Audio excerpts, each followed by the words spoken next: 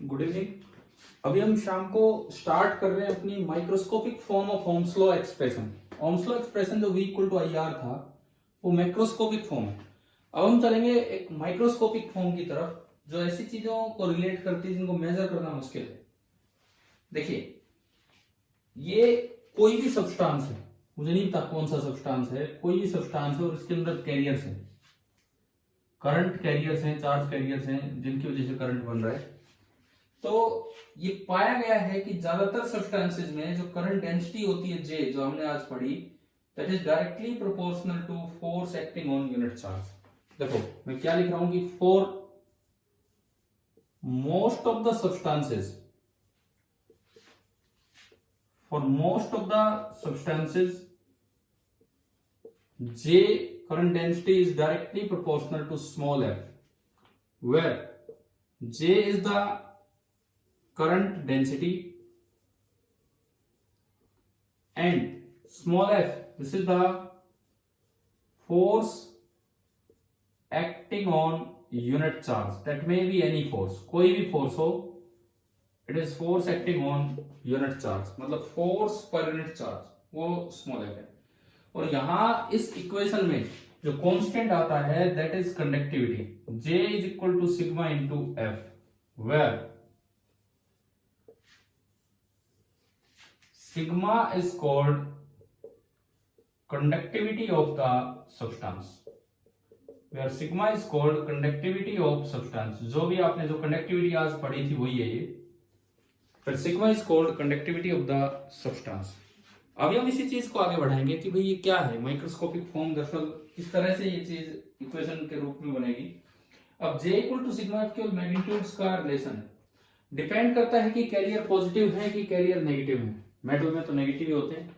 तो यहां पे इसके अंदर, इस सब्सटेंस के अंदर, if charge carriers are positive,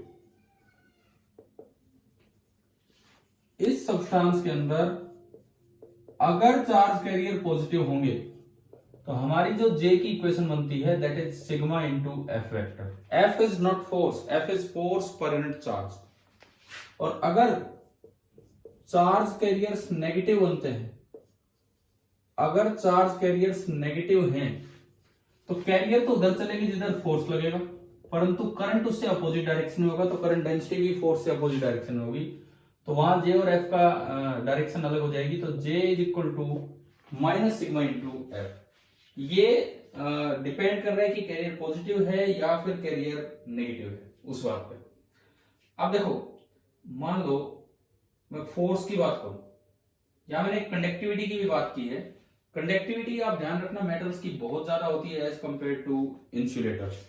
ये जो कंडक्टिविटी है sigma for metals, this is very much greater, nearly 10 is to power 22 times sigma of insulators. Insulators की जो कंडक्टिविटी होती है, वैसे आपके एनसीईआरटी बुक में शायद टेबल दी भी हो, इंसुलेटर्स की कंडक्टिविटी से ये बहुत ही ज्यादा होती है। अब मैं बात करता हूं कि ये फोर्स पर यूनिट चार्ज है क्या। अब देखो, चार्जेस को चलाने वाला जो फोर्स है, चार्ज को जो चलाने वाला फोर्स होगा वायर के अंदर, that is electric force. Wire के अंदर चार्ज को जो चलाने वाला फोर्स होता है दैट इज इलेक्ट्रिक फोर्स। आगे हम मैग्नेटिज्म पढ़ेंगे तो मैग्नेटिक फोर्स भी आ सकता है, but that magnetic force is very negligible as compare to electric force. कारण ये होता है कि स्पीड बहुत कम है, ड्रिफ्ट स्पीड बहुत कम है, तो उस चीज पे हम नहीं जा रहे हैं अभी, तो हमने उसको इग्नोर भी कर दिया। तो ओनली इलेक्ट्रिक फोर्स ही हम देख रहे होंगे कि मेटल के अंदर इलेक्ट्रिक फोर्स है, वायर के अंदर इलेक्ट्रिक फोर्स है, उसकी वजह से चल रहे हैं। तो अगर आप स्मॉल एफ निकालें, small F that is F by Q, तो आपका जो स्मॉल एफ आया it comes out to be E. जो आपका स्मॉल एफ आया it comes out to be E, और स्मॉल एफ ई आने का मतलब है, स्मॉल एफ ई आने का मतलब है कि J is equal to sigma into ई।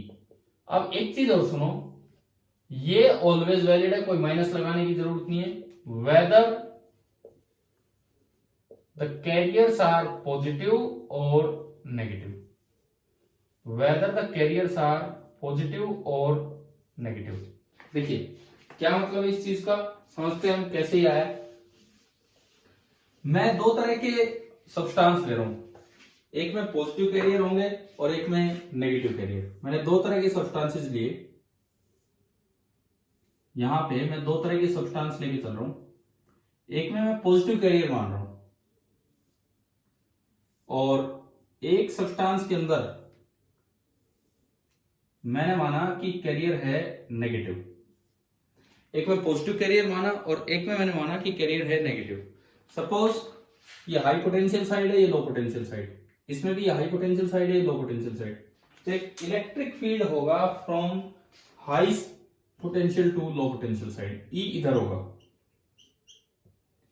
इसमें भी ई इधर होगा। फोर्स किधर लगेगा?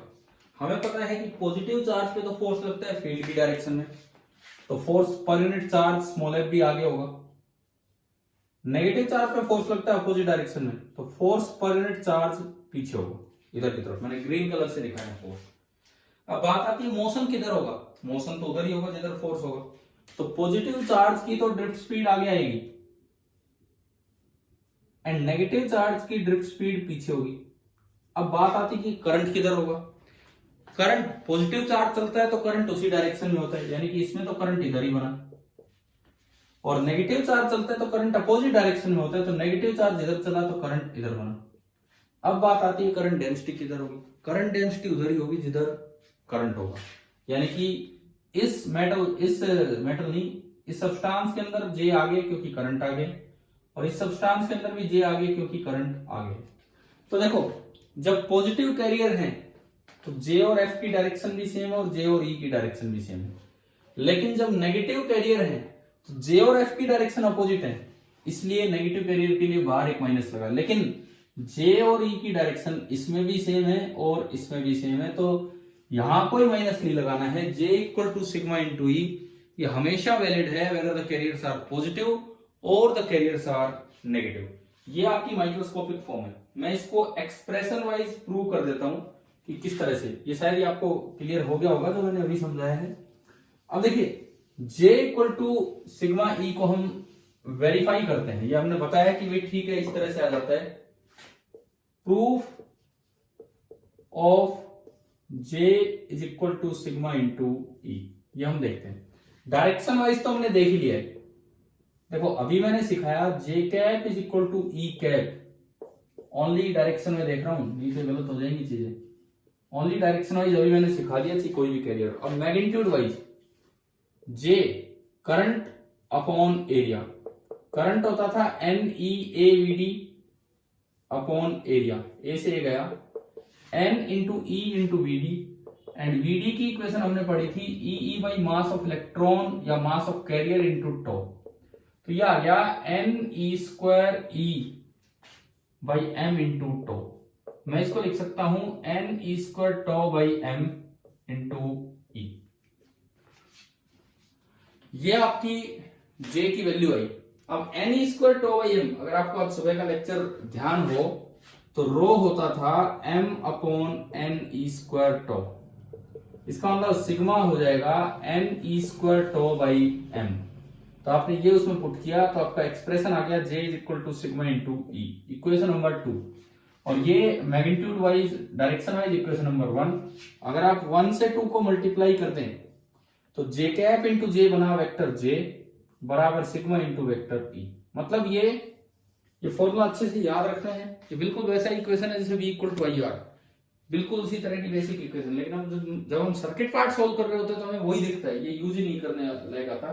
मैं आपको सिखाऊंगा अगले लेक्चर्स में कि किस तरह से ये इक्वेशन यूज करनी होती है। लेकिन फिलहाल this is known as the microscopic form of Ohm's law, और चाहे कैरियर पॉजिटिव या नेगेटिव हो, इसमें कोई बाहर माइनस नहीं लगना है। आप ये छोटे छोटे लेक्चर्स अटेंड कीजिए और इन चीजों को सीखिए। Thank you.